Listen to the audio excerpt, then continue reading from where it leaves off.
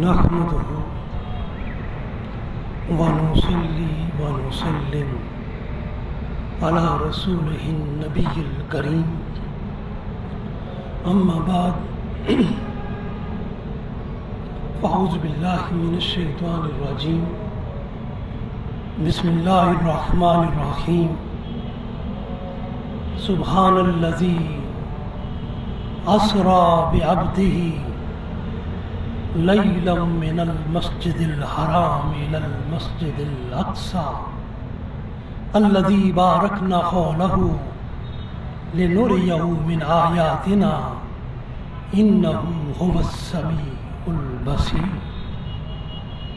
صدق الله العلي العظيم وصدق رسوله النبي الكريم۔ معزز حاضرین و ناظرین گرامی قدر، اللہ رب العزت کے فضل و احسان اور اس کی توفیق خاص سے ہم جمعۃ المبارک کے اس ببرکت اجتماع میں حاضر ہیں۔ ہمارا آج کا موضوع ہے معراج محمدی صلی اللہ علیہ وسلم اور معراج موسوی میں باہم فرق و امتیاز۔ باری تعالیٰ نے سورہ بنی اسرائیل کے آغاز ہی میں پہلی آیہ کریمہ میں ارشاد فرمایا سبحان الذی اسری بعبدہ، وہ ذات ہر نقص اور ہر کمزوری سے پاک ہے جو رات کے تھوڑے حصے میں اپنے محبوب و مقرب بندے کو مسجد حرام سے مسجد اقصی تک لے گئی، جس کے گرد و نواح کو ہم نے بابرکت بنا دیا ہے تاکہ ہم اس بندہ کامل کو اپنی نشانیاں دکھائیں، بے شک وہی سننے والا خوب دیکھنے والا ہے۔ حاضرین و ناظرین گرامی قدر، قرآن حکیم میں واقعہ معراج کا ذکر 3 صورتوں میں آیا ہے، سورہ بنی اسرائیل، سورہ طور اور سورہ نجم۔ واقعہ معراج کے پہلے مرحلے کا بیان سورہ بنی اسرائیل میں آیا ہے، جس کا بیان ابھی ہم سبحان الذی اسری بعبدہ سے کر رہے تھے۔ اس سفر معراج کا آغاز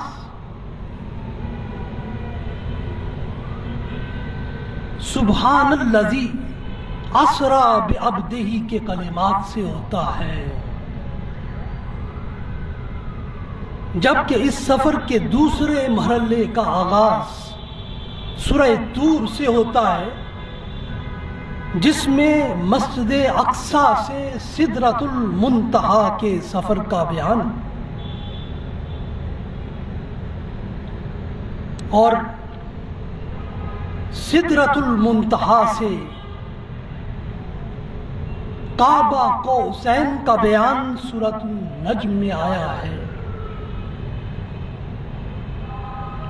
تو عمومی طور پر سفر معراج کا ذکر ان تینوں صورتوں میں آیا ہے۔ حضرت خواجہ نظام الدین اولیاء اپنی کتاب فوائد الفوائد میں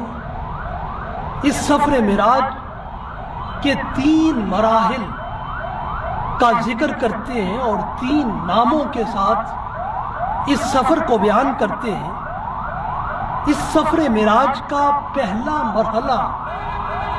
اسے اسراء کہتے ہیں، جو مسجد حرام سے مسجد اقصی تک کا ہے۔ دوسرا مرحلہ معراج ہے، جو بیت المقدس سے ساتوں آسمانوں اور سدرۃ المنتہا کا سفر ہے۔ اور تیسرا مرحلہ اعراج، جو سدرۃ المنتہا سے مقام کعبہ قوسین تک کا یہ مرحلہ ہے۔ رسول اللہ صلی اللہ علیہ وآلہ وسلم نے اپنے سفر معراج کے یہ تینوں مراحل اپنی تینوں شانوں کے ساتھ طے کیے ہیں۔ آپ کی شخصیت مقدسہ کا ایک گوشہ بشریت ہے، اسی گوشے کی وجہ سے آپ کو سید البشر کا اعزاز بخشا گیا ہے، اور آپ کی ذات اقدس کا یہ گوشہ اس لیے رکھا گیا ہے تاکہ عالم بشریت آپ کے ساتھ مناسبت پائے اور آپ کا نبوی فیض پا سکے۔ اس لیے کہ اکتساب فیض کے لیے دونوں ذوات میں مناسبت کا ہونا ضروری ہے،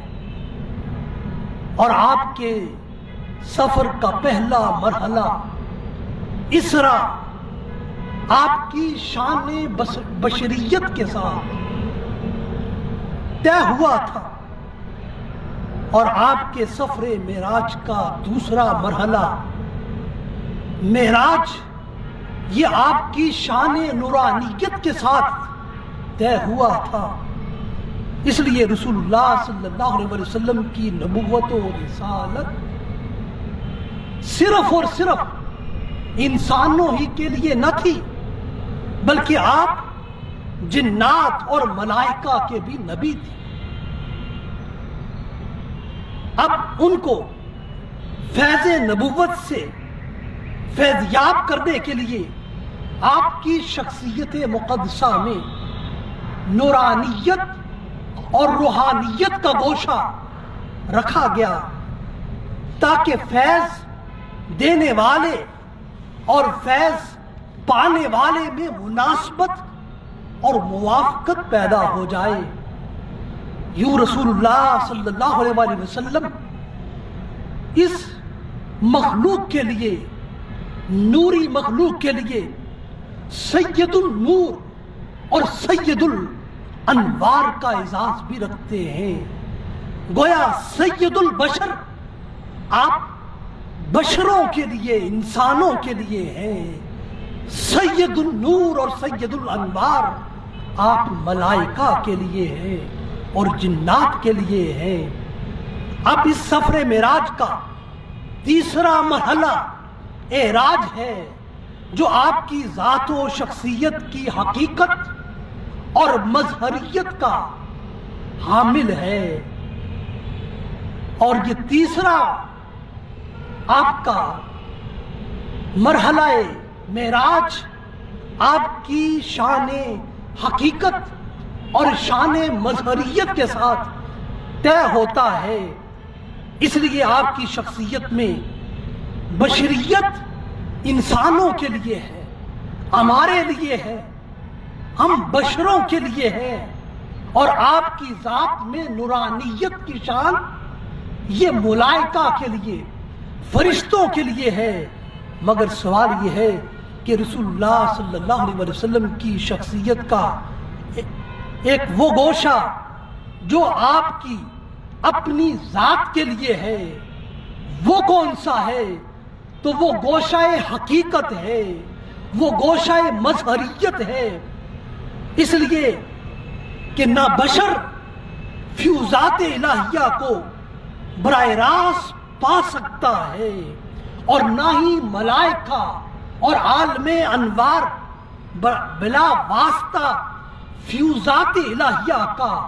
حامل ہو سکتا ہے اور ان سے مستفید ہو سکتا ہے۔ اس لیے اگر نور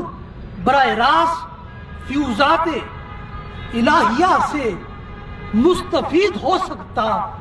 تو جبرائیل امی کبھی بھی سدرۃ المنتہا تک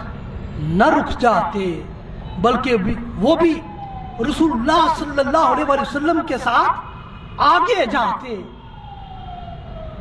اس لیے کہ وہ مسجد حرام سے آپ کے ساتھ چلے تھے، مسجد اقصی تک، ساتوں آسمانوں تک اور سدرۃ المنتہا تک آپ کے ساتھ رہتے ہیں۔ مگر جبرائیل امی جب سدرۃ المنتہا کا مقام آتا ہے تو پھر آگے نہیں بڑھتے، لا مقام کے سفر میں اور کعبہ قوسین کے سفر میں رسول اللہ صلی اللہ علیہ وسلم کا ساتھ نہیں دیتے، اپنی معذوری ظاہر کرتے ہیں اور یہی بارگاہ رسالت مآب میں عرض کرتے ہیں کہ اگلا سفر فقط اور فقط آپ ہی کا اعزاز ہے، میری منزل یہی سدرۃ المنتہا تک ہے۔ رسول اللہ صلی اللہ علیہ وسلم سے جبرائیل امی اپنا عذر یوں پیش کرتے ہیں اور یوں کہتے ہیں، لو دنو تو ان ملتن لاکھ ترختو، عرض کی اگر میں ایک پور برابر بھی تھوڑا سا بھی اپنی اس جگہ سے سدرۃ المنتہا سے آگے بڑھا لاکھ ترختو تو میں چل جاؤں گا۔ اس لیے جبرائیل امی عالم نورانیت کا نمائندہ ہو کر وہاں پر رک جاتے ہیں اور سدرۃ المنتہا سے آگے سفر رسول اللہ صلی اللہ علیہ وسلم اپنی حقیقت مظہریت کے ساتھ آگے کرتے ہیں۔ تو جبرائیل امی عالم ملائک کا، عالم نور کا سردار ہے اور سراسر نور ہو کر بھی آگے نہیں بڑھتے، اظہار عذر کرتے ہیں۔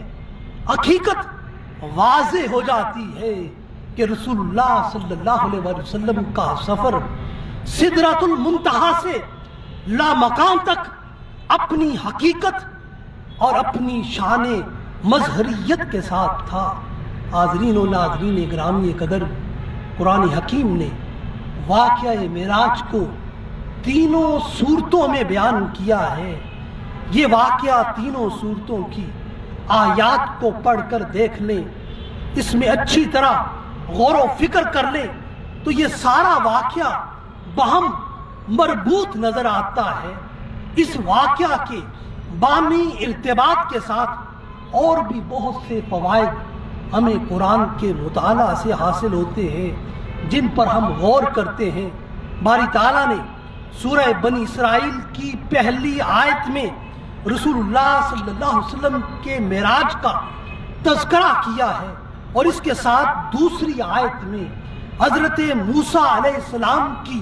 معراج کا ذکر کیا ہے۔ ارشاد فرمایا، سبحان الذی اسریٰ بعبدہ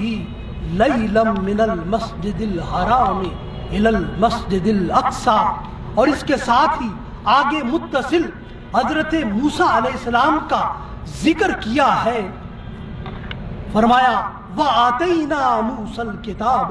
وَجَعَلْنَاهُ هُدًى لِبَنِي إِسْرَائِيلَ، ہم نے موسیٰ علیہ السلام کو کتاب تورات عطا کی اور ہم نے اس کتاب کو بنی اسرائیل کے لیے ہدایت کا ذریعہ بنایا۔ حاضرین و ناظرین گرامی قدر، اب ہم دیکھتے ہیں کہ معراج مصطفیٰ صلی اللہ علیہ وآلہ وسلم کے فوری بعد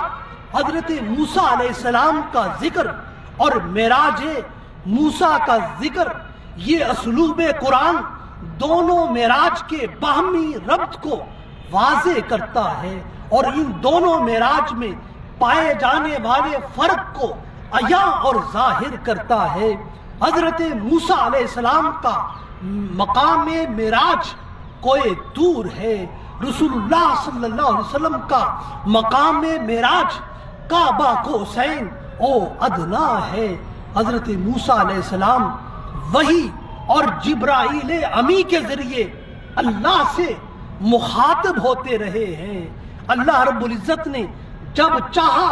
حضرت موسیٰ علیہ السلام کو ان کی معراج کی نعمت عظمیٰ سے سرفراز کیا جائے اور اس شرف سے ان کو مشرف کیا جائے، تو حضرت موسیٰ علیہ السلام کو کوہ طور پر بلایا گیا اور وہاں اس شرف کو پانے کے لیے 40 راتیں حضرت موسیٰ علیہ السلام کوہ طور پر بسر کرتے ہیں، چلا کشی کرتے ہیں، اور ان 40 راتوں میں ایک رات آتی ہے جبرائیل امی کے واسطے کے بغیر حضرت موسیٰ علیہ السلام کو معراج عطا کی جاتی ہے، بلا واسطہ جبرائیل امی براہ راست اپنے رب سے ہم کلامی کا شرف پا کر حضرت موسیٰ علیہ السلام اپنی معراج کو پہنچ جاتے ہیں۔ اور اس ہم کلامی میں کوئی حجاب نہ تھا، کوئی واسطہ نہ تھا، براہ راست حضرت موسیٰ علیہ السلام اپنے رب سے ہم کلام ہو رہے تھے، اور وہ کلام پردوں میں مستور تھا، جلوہ حق بے نقاب نہ تھا، کلام تھا لیکن صاحب کلام وہ حجاب میں تھا، بے نقاب اس کا حسن مطلق نہ تھا۔ اور اب تک کی تاریخ وحی میں معراج موسیٰ بصورت ہم کلامی خدا یہ بہت بڑا کمال تھا جو حضرت موسیٰ علیہ السلام کو باری تعالیٰ نے عطا کیا۔ اب تک وہ سب نبیوں سے وہ وحی کے واسطے کے ذریعے فرشتوں کے ذریعے سے ہم کلام ہوتا رہا، لیکن دنیا انبیاء میں سے حضرت موسیٰ علیہ السلام کو یہ اعزاز اور یہ معراج حاصل ہے کہ رب آپ سے براہ راست ہم کلام ہوا۔ تو اب تک ہر نبی سے باری تعالیٰ کی جو بھی بات رہی، جو بھی کلام رہا اور جو بات چیت رہی، وہ وحی کے ذریعے کسی مقرب فرشتے کے ذریعے ہوتی تھی، مگر حضرت موسیٰ علیہ السلام سے اللہ نے براہ راست کوہ طور پر کلام کر کے حضرت موسیٰ علیہ السلام کو معراج کا شرف بخشا، اور یہی معراج موسوی ہے۔ حاضرین و ناظرین گرامی قدر، جبکہ معراج مصطفیٰ یہ تھی کہ باری تعالیٰ نے واقعہ معراج میں نہ صرف آپ سے بلا واسطہ کلام کیا اور آپ رب سے بلا واسطہ مخاطب ہوئے، اور رب بھی آپ سے بلا واسطہ مخاطب ہوا۔ اب جبرائیل امی درمیان میں نہ تھا اور کوئی اور فرشتہ درمیان میں نہ تھا، وہی براہ راست آپ سے ہم کلام رب ہو رہا ہے۔ تو اس معراج محمدی صلی اللہ علیہ وسلم میں کوئی پردہ نہ تھا، کوئی حجاب نہ تھا، جو کہ معراج موسوی کے وقت قائم تھے، کوئی چیز حائل نہ تھی۔ اب معراج محمدی میں کعبہ قوسین او ادنا کا مقام آتا ہے، اس مقام پر پہنچتے ہیں تو باری تعالیٰ آپ سے براہ راست ہم کلام بھی ہوتا ہے، اور اپنے حسن مطلق کی دید کے لیے تمام حجابات بھی اٹھا دیتا ہے۔ یوں معراج مصطفیٰ میں صرف براہ راست اور بلا واسطہ اللہ نے اپنے رسول سے کلام ہی نہیں کیا، بلکہ بلا واسطہ کعبہ قوسین اور ادنا کے اعزاز کے ساتھ مشرف بھی کیا ہے، اور جلوہ حسن مطلق کی دید بھی کرائی ہے۔ حاضرین و ناظرین گرامی قدر، حضرت موسیٰ علیہ السلام نے اپنی معراج کی نعمت کو پانے کے لیے 40 راتیں کوہ طور پر گزاری، اور رسول اللہ صلی اللہ علیہ وسلم کو معراج صرف ایک رات میں کرائی گئی۔ حضرت موسیٰ علیہ السلام اس اعزاز کو 40 راتوں کا چلا کر کے کوہ طور پر کو اپنا مسکن بنا کر وہاں معراج کی نعمت ایک رات کو پاتے ہیں۔ رسول اللہ صلی اللہ علیہ وسلم کو رات کے ایک قلیل حصے میں آپ کو یہ معراج کی عظیم نعمت عطا کی گئی، اور اس طرح رسول اللہ صلی اللہ علیہ وسلم کو یہ معراج کی نعمت کے لیے فرمایا لیلاً، رات کا انتہائی قلیل حصہ تھا جس میں یہ شرف عظیم آپ کو عطا کیا گیا۔ حاضرین و ناظرین گرامی قدر، حضرت موسیٰ علیہ السلام کو اپنی معراج کی نعمت کے اصول کے لیے کوہ طور پر جانا پڑا، اور قرآن بیان کرتا ہے وَلَمَّا جَاءَ مُوسَىٰ لِمِيقَاتِنَا، سورہ الاعراف کی آیت نمبر 143 میں جب موسیٰ علیہ السلام ہمارے مقرر کردہ وقت پر حاضر ہو گئے تو یوں معراج موسوی کے لیے جگہ مقرر تھی، وقت مقرر تھا۔ حضرت موسیٰ علیہ السلام اپنی مقررہ جگہ پر اپنے مقررہ وقت پر خود حاضر ہوتے ہیں، اور انہیں اپنی معراج کے مقام معراج پر از خود کوہ طور پر جانا پڑتا ہے۔ لیکن دوسری طرف رسول اللہ صلی اللہ علیہ وسلم کے معراج کا وقت جب آیا تو آپ کو اپنی معراج پر خود نہیں جانا پڑا، بلکہ آپ کو لے جایا گیا۔ اس لیے قرآن بیان کرتا ہے سبحان الذی اسری بعبدہ، پاک ہے وہ ذات جو اپنے بندہ خاص کو لے گئی۔ اس لیے کہا سورہ بنی اسرائیل کے آغاز ہی میں کہ یہ سفر معراج رسول اللہ صلی اللہ علیہ وسلم نے اپنی قوت سے نہیں، رب کی قوت سے، رب کے اختیار سے اور رب کی طاقت سے کیا ہے۔ اس لیے رات کی قلیل گھڑیوں میں یہ سفر معراج ان اللہ علی کل شیء قدیر، رب کی شان قدرت سے پایہ تکمیل تک پہنچتا ہے۔ حاضرین و ناظرین گرامی قدر، رسول اللہ صلی اللہ علیہ وسلم اپنی معراج میں گویا کہ آئے نہیں ہیں، اسریٰ بعبدہ، بلائے گئے ہیں۔ آپ کو پورے اہتمام سے جبرائیل امی کو بھیج کر بلایا ہے۔ حضرت موسیٰ علیہ السلام کی معراج کے لیے کوہ طور کا انتخاب ہوا، اور رسول اللہ صلی اللہ علیہ وسلم کی معراج کے لیے اللہ نے اپنے عرش کا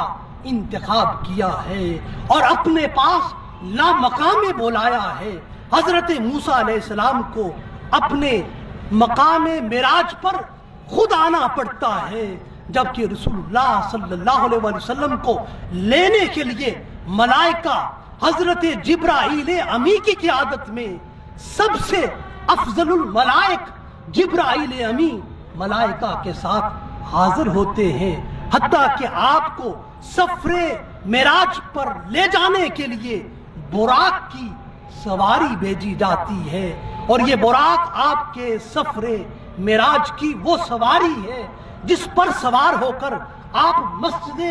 حرام سے مسجد اقصیٰ تک سفر کرتے ہیں، اور پھر اس براق پر سوار ہو کر آسمانوں کی طرف آپ سفر کرتے ہیں۔ اور یہ براق کیا تھا؟ یہ لفظ برق کی جمع براق، اس میں مبالغہ ہے، جس کا مطلب ہے روشنیوں کی روشنی، بہت زیادہ روشن، اور روشنی ہی روشنی کو براق کہتے ہیں۔ تو اس اعتبار سے براق کا مفہوم یہ ہے کہ رسول اللہ صلی اللہ علیہ وسلم ہزارہا روشنیوں کی قوت رکھنے والے براق پر سوار ہو کر اور ہزارہا روشنیوں کی رفتار سے سفر معراج پر تشریف لے گئے۔ اس براق کی رفتار اور روشنی کی رفتار سے بھی کئی گنا زیادہ تھی، اور اس براق کی پہچان یہ تھی، سید علوی المالکی بیان کرتے ہیں، هو دابۃ ابیض طویل فوق الحمار دون البغل یضع حافرہ عند منتہا طرفہ مضطرب الاذنین اذا اطا علی جبل ارتفعت رجلاہ وَإِذَا حَبِطَ ارتفعت يَدَاهُ لَهُ جَنَاحَانِ فِي فَخْذِهِ يَغْفِرُ بِهِمَا رِجْلَيْهِ۔ یہ ایک سفید رنگ کے جانور کی طرح یہ براق تھا، یہ دراز گوشت سے بڑا اور خچر سے چھوٹا تھا، یہ اپنا پاؤں وہاں رکھتا تھا جہاں اس کی نظر پڑتی تھی، اور اس کے دو بڑے بڑے طویل کان تھے۔ جب کوئی پہاڑ راستے میں آتا تو اپنے پاؤں کو اٹھا لیتا تھا، اور جب کسی پہاڑ سے نیچے اترتا تھا تو اپنے بازوؤں کو اونچا کر لیتا تھا، اور اس کی پشت کے ساتھ دو پر بھی تھے جو اس کے پاؤں کو تیز رفتاری میں تقویت دیتے تھے۔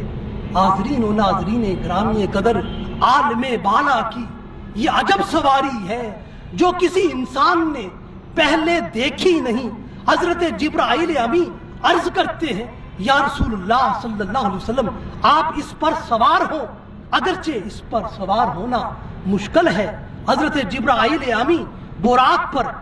اپنا دست اقدس پھیرتے ہیں، وہ مانوس ہو جاتا ہے اور اسے مخاطب کرتے ہوئے کہتے ہیں اے براق سن لے، آج تجھ پر وہ ذات سوار ہو رہی ہے جو اللہ کی مخلوق میں سب سے زیادہ افضل، سب سے زیادہ اشرف اور سب سے اعلیٰ ہے۔ فواللہ ما رکبک خلق اکرم علی اللہ منہ، خدا کی قسم آج تم پر وہ ذات سوار ہو رہی ہے جو اللہ کی مخلوق میں سے سب سے زیادہ بہترین اور افضل ہے۔ حاضرین و ناظرین گرامی قدر، اب یہ سفر معراج جاری ہے، براق سواری ہے، اور اس کی تیز رفتاری کی حد یہ ہے یضع حافرہ حیث ادرک طرفہ، وہ ہوا کی طرح تیز چلتا تھا اور اس کی جہاں نگاہ پڑتی تھی وہ براق وہاں پر اپنا قدم رکھتا تھا۔ حاضرین و ناظرین گرامی قدر، ہم معراج موسوی اور معراج مصطفیٰ کے حوالے سے مطالعہ کر رہے ہیں۔ حضرت موسیٰ علیہ السلام کو جب رب سے ہم کلامی کا شرف اپنی معراج کے ذریعے حاصل ہوا تو اب مزید کی طلب اور تمنا دل میں پیدا ہوئی۔ عرض کیا مولا تیری آواز تو کوہ طور پر میری معراج کی صورت میں سنائی دیتی ہے، مگر تیرا حسن مطلق دکھائی نہیں دیتا، اس لیے مولا میری خواہش اور تمنا یہ ہے کہ رب آرینی مجھے اپنا جلوہ حق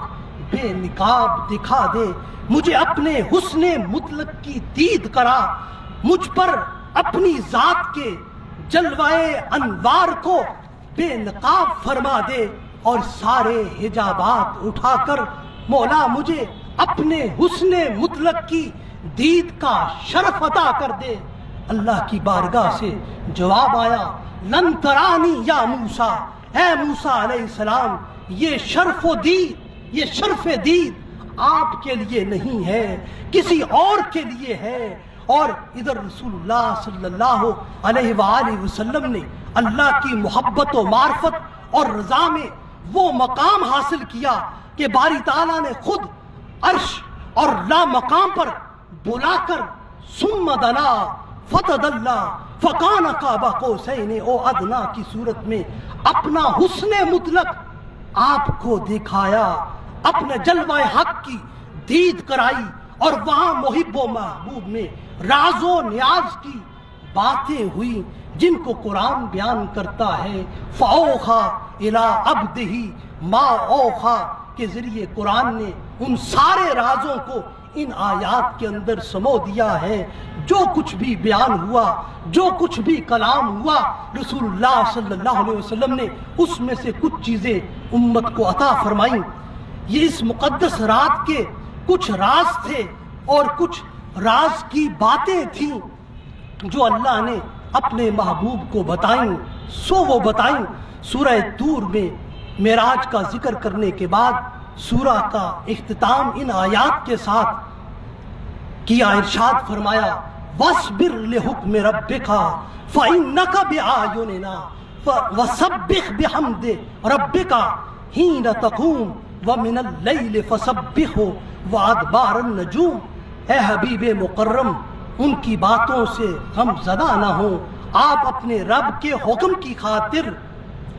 صبر جاری رکھیں، بے شک آپ ہر وقت ہماری نگاہوں میں رہتے ہیں، اور آپ اپنے رب کی حمد کے ساتھ تسبیح کرتے رہیں، جب بھی کھڑے ہوں رات کے اوقات میں اس کی تسبیح کیجئے، اور رات کے پچھلے پہر بھی اس کی تسبیح کیجئے، جب ستارے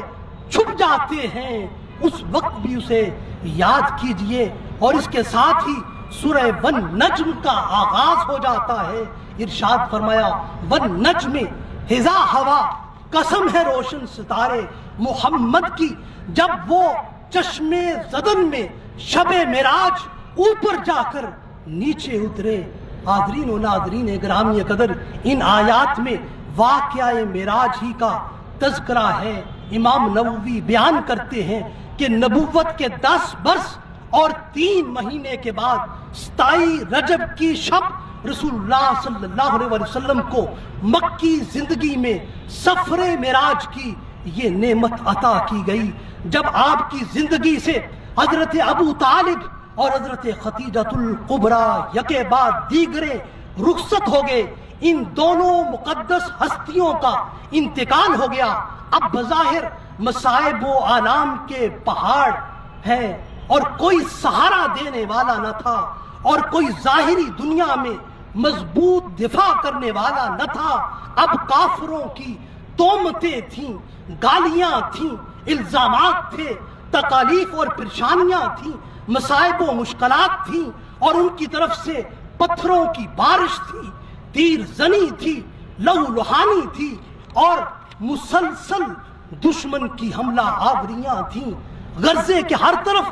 دشمنی ہی دشمنی تھی۔ مکہ والے پہلے ہی دشمن تھے، طائف والے بھی دشمن بن گئے تھے۔ ان حالات میں اللہ رب العزت کی طرف سے یہ حکم نازل ہوتا ہے وَاصْبِرْ لِحُكْمِ رَبِّكَ فَإِنَّكَ بِأَعْيُنِنَا۔ اے محبوب صلی اللہ علیہ وسلم، آپ اپنے رب کے حکم سے صبر کرتے رہیے۔ ہماری آنکھیں ہر وقت آپ ہی کو تکتی رہتی ہیں، آپ ہی ہماری نگاہوں میں رہتے ہیں، ہماری نگاہیں آپ کی حفاظت کرتی رہتی ہیں، ہماری نگاہیں محبت ہر وقت آپ پر ہے۔ اس سورہ کے اختتام پر فرمایا جب ستارے ڈوب رہے ہوں تو اس وقت اللہ کو یاد کرتے رہیں، اور اس کے فوراً بعد ہی سورہ والنجم کا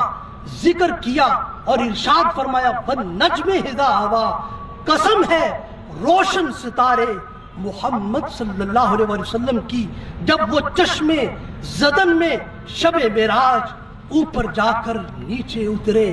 یہاں واقعہ معراج کا ذکر اس اعتبار سے کیا جا رہا ہے کہ کتنے ستارے پہلے آئے ہیں مگر وہ اپنے مقررہ وقت کے بعد چھپ گئے۔ اب ایک ایسا ستارہ والنجم کی صورت میں ظاہر ہو رہا ہے جو کبھی بھی چھپے گا نہیں، اور کتنے اور ستارے اس دنیا میں آئے ہیں، اپنی چمک اور دمک اس دنیا کو دینے کے بعد وہ چھپ گئے، مگر والنجم کی صورت میں وہ ستارہ محمد صلی اللہ علیہ وسلم ظاہر ہو رہا ہے، جس کی چمک اور دمک قیامت تک قائم رہے گی، وہ کبھی بھی چھپے گا نہیں۔ وہ شان ختم نبوت کے ساتھ آیا ہے، اور یہ ستارہ والنجم قیامت تک روشن و تاباں رہے گا، چمکتا دمکتا رہے گا۔ اس لیے امام جعفر صادق اس آیہ کریمہ کی تفسیر بیان کرتے ہوئے فرماتے ہیں النجم انہو محمد صلی اللہ علیہ وسلم، فرمایا نجم سے مراد رسول اللہ صلی اللہ علیہ وسلم کی ذات اقدس ہے۔ اسی طرح امام قرطبی بیان کرتے ہیں والنجم یعنی محمد اذا ہوا اذا نزل من السماء لیلۃ المعراج، قسم ہے اس چمکتے ہوئے ستارے محمد صلی اللہ علیہ وسلم کی جو شب معراج انتہائی رفتوں اور بلندیوں کو چھو کر زمین پر واپس آ گیا۔ حاضرین و ناظرین گرامی قدر، والنجم اذا ہوا کے متعدد معانی مفسرین نے بیان کیے ہیں، جس میں سے ایک معنی اصل کائنات کا ہے۔ اس معنی کو امام رازی، امام خازن، امام راغب اصفہانی نے بیان کیا ہے، اور اسی حوالے سے امام علوسی روح المعانی میں بیان کرتے ہیں، اے حبیب صلی اللہ علیہ وسلم، قسم ہے تیری کہ تو اس کائنات کی اصل ہے، تو اصل کائنات ہے۔ والنجم اذا ہوا کا ایک معنی یہ ہے کہ نجم سے مراد رسول اللہ صلی اللہ علیہ وسلم کی ذات اقدس ہے، اور ہوا کا معنی ہے الشیء القائم بین الحلق والصدر۔ ہوا اس شے کو کہتے ہیں جو حلق اور سینے کے درمیان قائم ہو۔ اب اس اعتبار سے والنجم اذا ہوا کا معنی یہ ہوگا، قسم ہے چمکتے ہوئے ستارے محمد صلی اللہ علیہ وآلہ وسلم کی، جب وہ شب معراج اتنا بلند ہوا کہ ساری خلق نیچے رہ گئی اور صرف تیرا خالق تجھ سے اوپر تھا، تو گویا والنجم اذا کا معنی یہ ہوگا کہ قسم ہے چمکتے ہوئے ستارے محمد صلی اللہ علیہ وسلم کی کہ تو نے اپنی اس خلق کے اندر اللہ کی بارگاہ میں وہ درجہ پایا ہے کہ ہر اعتبار سے تو اپنے خالق، اپنے مالک کے قریب بن گیا ہے، اور ساری خلق اور اپنے خالق کے درمیان تو واسطہ بن گیا ہے، تو خالق اور مخلوق کے مابین ایک وسیلہ بن گیا ہے، تو خالق اور مخلوق کے درمیان ایک برزخی شان کا حامل بن گیا ہے۔ کسی نے خالق اور مخلوق کے درمیان آپ کی اس شان وصل اور شان برزخی کو بڑے خوبصورت انداز میں یوں اجاگر کیا ہے، ادھر اللہ سے واصل، ادھر مخلوق میں شامل، ادھر اللہ سے واصل، ادھر مخلوق میں شامل، خواص اس برزخ کبریٰ کو ہے حرف مشدد کا۔ حاضرین ناظرین گرامی قدر، آج اگر کوئی خدا تک پہنچنا چاہتا ہے تو اسے سب سے پہلے در مصطفیٰ پر پہنچنا ہوگا۔ اگر کوئی قرب الہی چاہتا ہے تو اسے سب سے پہلے قریب